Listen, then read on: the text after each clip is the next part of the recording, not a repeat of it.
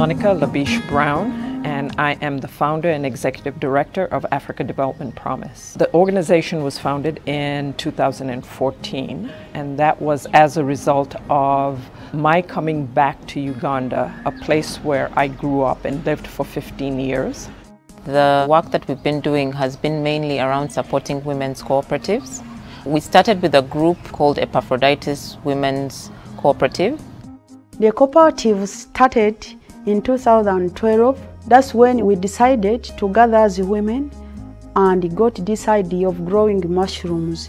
But when they first started, they were a small-scale operation selling mushrooms to church members and the local communities.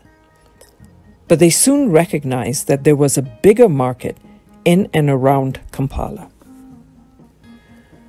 When Afirca Development Promise identifies a cooperative, we go through a participatory process to identify what works and what hasn't worked. Using surveys and focus groups, we determine the stage of development. What we discovered with Epaphroditus was that the biggest expense was the mushroom garden. At the time we deal with mushrooms, we used to buy gardens from other farmers because we didn't know how to make it. So we partnered with National Agriculture Research Organization to provide training to the women to make the mushroom gardens, so that in this way the women would then have the skills to be able to make the mushroom gardens themselves, and then in harvesting the mushrooms they would then be able to fetch a larger profit for the mushrooms. Now the women had two streams of income. In addition to growing mushrooms for sale, they could also sell the mushroom gardens. With the profits and confidence that they had developed, they were ready to expand their business. With support from Afirca Development Promise, we facilitated the construction of a larger, more modern growing facility, and to avoid post-harvest losses, we supported them with the solar dryer. In addition to infrastructure support, Afirca Development Promise has trained the group on critical governance, leadership, and business management skills that allow them to successfully operate a viable business. As the cooperative becomes stronger, they have attracted and recruited an additional 10 members, thus better able to leverage their influence with the local community and public officials. In fact, Epaphroditus is proud that they have 2 members who ran for and were elected in the 2018 elections as the women representatives on the local council for their respective villages. Success builds success. The women have now branched out into piggery, and they want to make sure that every member has a minimum of 2 pigs.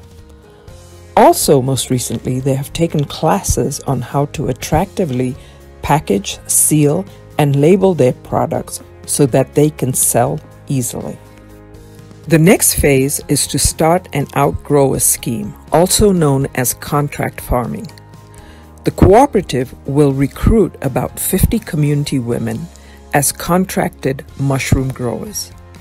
This will allow the cooperative to boost its mushroom production, while also allowing the outgrowers the opportunity to gain a sustained income.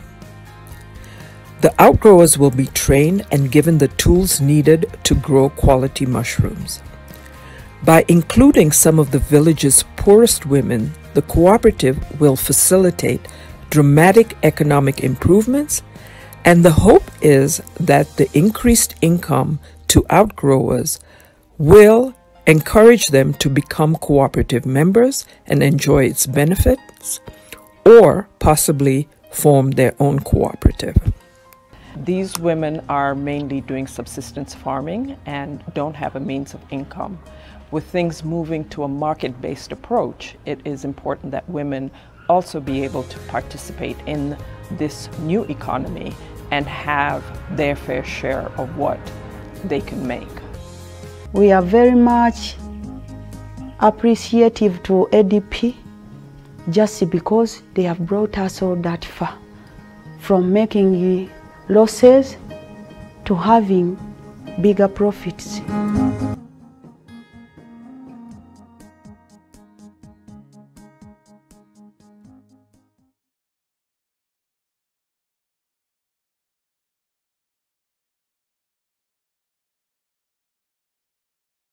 Every other Saturday, the headquarters of the Women's Microfinance Initiative in Biobo, Uganda, overflows with hundreds of rural businesswomen who have come to make their loan repayments and meet with their Solidarity Group members. The local coordinators track loan repayments and update the loan groups on their finances.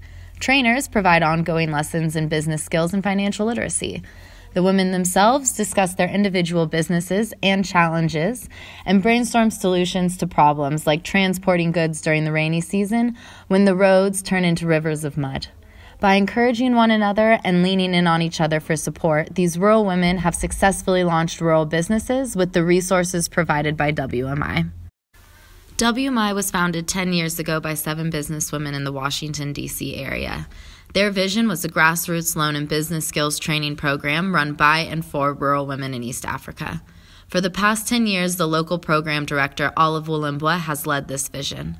Under her leadership, the program has grown from 20 loans totaling $2,000 to over 45,000 loans totaling more than $6 million. This expansion would not have been possible without the support of Dining for Women. This loan program is critical to rural East African women as there are few jobs available to them in the formal economy. With little training, minimal access to transport, and their daily household duties, it is almost impossible to pursue formal employment. This means that self-employment is the only real chance for a rural woman to earn income to support herself and her family. WMI loan hubs are located in these villages where rural women live and work so that they can have easy access to WMI services. I am Olive Wulembwa, the director of the loan program in East Africa. The loan program, people in this community were really suffering, especially women. Women used to suffer. You lack even what to feed children on. Children go to school barefooted. Having one meal in a day. Women, the dressing of women were really poor. So when the program came in, ladies came, got loans, they started businesses, and now their families have changed. In fact, you find a child very happy when he's going to school, dressed in shoes, has school uniform, has books and pens, which was not the case before. Domestic violence in the families was really rampant. You find almost every home, people are quarreling, people are fighting, women are divorcing, going to their homes, complaining on LOC courts, local courts in the village. You find there people every Sunday. But when the loan program came in, women started doing businesses, women started contributing to family budget. Now domestic violence has reduced. Thank you, Dining for Women. It would not have been possible without your help. Thank you, thank you, thank you so much. Thank you, Dining for Women, for believing in the rural women of East Africa.